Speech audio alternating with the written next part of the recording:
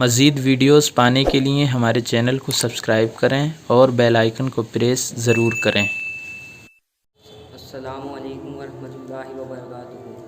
نحمدہ و نصلی علی رسولہ الکریم، اما بعد۔ پہلے فرش زمیں کو بچھایا گیا، پہلے فرش زمیں کو بچھایا گیا، آسمانوں کو بھی جگمگایا گیا، سارے عالم کو پہلے سجایا گیا، سارے عالم کو پہلے سجایا گیا جب محمد کو دنیا میں لایا گیا۔ حضرات سامعین اکرام، سب سے پہلے آپ تمام مسلمان بھائیوں کو آمد مصطفیٰ صلی اللہ علیہ وسلم کی دل کی گہرائیوں سے مبارکباد۔ میرے دوستوں، میں اپنے استاد محترم کا تہہ دل سے شکر گزار ہوں کہ جن کی کاوشوں اور کوششوں سے میں اس لائق ہوا کہ آپ کے سامنے بول سکوں۔ اللہ تعالیٰ میرے استاد محترم اور اہل خانہ کو صحت و سلامتی عطا فرمائے، ان کا سایہ میرے اوپر قادر قائم رکھے، آمین۔ میرے پیارے اسلامی بھائیوں، میں آپ کو حضور صلی اللہ علیہ وسلم کے بچپن کے حالات سنانا چاہتا ہوں۔ ایک مرتبہ درود پاک پڑھ لیجیے۔ اللہم صلی اللہ سیدنا و نبینا و مولانا محمد مبارک وسلم صلی اللہ تعالیٰ وسلم۔ حضور اقدس صلی اللہ تعالیٰ علیہ وآلہ وسلم 12 ربیع الاول مطابق 20 اپریل سن 571 عیسوی کو عالم وجود میں رونق افروز ہوئے، پاکیزہ بدن خوشبو میں بسے ہوئے، ختنہ کیے ہوئے، بحالت سیدہ مکہ مکرمہ کی مقدس سرزمین میں اپنے والد ماجد کے مکان میں پیدا ہوئے۔ یہ خوشخبری سن کر دادا عبدالمطلب خوشی خوشی حرم کعبہ سے اپنے گھر آئے اور والہانہ جوش محبت میں اپنے پوتے کو کلیجے سے لگا لیا، پھر کعبے میں لے جا کر خیر و برکت کی دعا مانگی اور محمد نام رکھا۔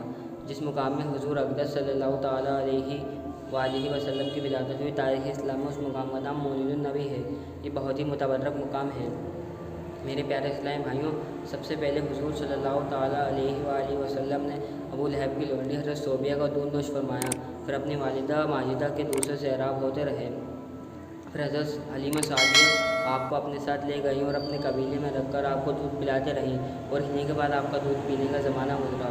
حضرت حلیمہ رضی اللہ عنہا کا بیان ہے کہ میں بنی سعد کی عورتوں کے ہمراہ دودھ پینے والی بچوں کی تلاش میں مکہ کو چلی۔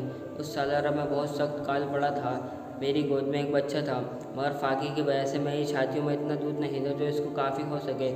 رات بھر میں بچہ بھوک سے تڑپتا روتا اور بلاتا رہتا، اور ہم اس کی دلجوئی اور دلداری کرنے کے لیے تمام رات بیٹھ کر گزارتے تھے۔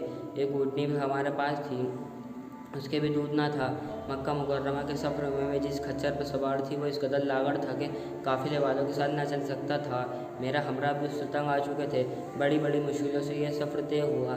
یہ قافلہ مکہ مکرمہ پہنچا تو جو عورت حضور صلی اللہ تعالیٰ علیہ وآلہ وسلم کو دیکھتی، یہ سنتی کہ یتیم ہے، تو کوئی عورت آپ کو لینے کے لیے تیار نہیں تھی، کیونکہ بچے کے یتیم ہونے کے سبب سے زیادہ انعام و اکرام ملنے کی امید نہیں تھی۔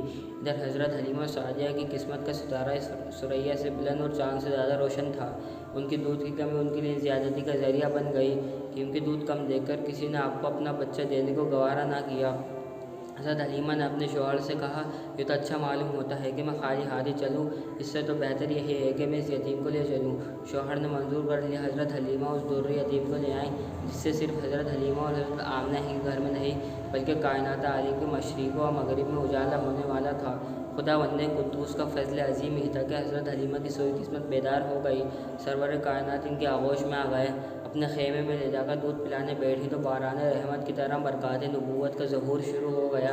خدا کی شان دیکھے کہ حضرت حلیمہ کے مبارک پیستان میں اس قدر دودھ اترا کہ رحمت عالم نے بھی اور ان کے رضائی بھائی نے بھی خوب شکم شیر ہو کر پیا، اور دونوں آرام سے سو گئے۔ ادھر اونٹنی کو دیکھا تو اس کے تھن دودھ سے بھر گئے تھے۔ حضرت حلیمہ کے شوہر نے اونٹنی کا دودھ دوہا اور میاں بیوی دونوں نے سیر ہو کر پیا اور رات بھر سکھ اور چین کی نیند سوئے۔ میرے پیارے اسلامی بھائیوں، یہ تھے حضور صلی اللہ علیہ وسلم کے بچپن کے حالات۔ اللہ تعالیٰ ہمیں حضور صلی اللہ علیہ وسلم سے سچی محبت عطا فرمائے، آمین۔ السلام علیکم ورحمۃ اللہ وبرکاتہ۔